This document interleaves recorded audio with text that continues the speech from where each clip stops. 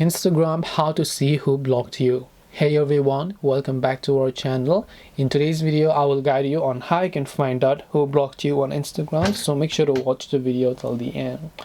Now Instagram is not going to give you a list of people's names that have actually blocked you, because that's simply against their rules and regulations. They're not going to let you know if they have blocked you. However, there is many methods to find out how you can actually figure out if they have blocked you. Now, one way to do that is if you actually go to their profile page. Let's just say, for example, here, when you go to their profile page, you talked to them before, but now it says user not found, or account private, or account is not found, or something like that. In that case, could be one of the reasons that they have blocked you, but sometimes it could also just be that that person has deleted or deactivated the account. So one confirmed way to figure this out is that if you have a dummy account, right, if you have a fake account, you can also just try creating a new account. Try to search for the username.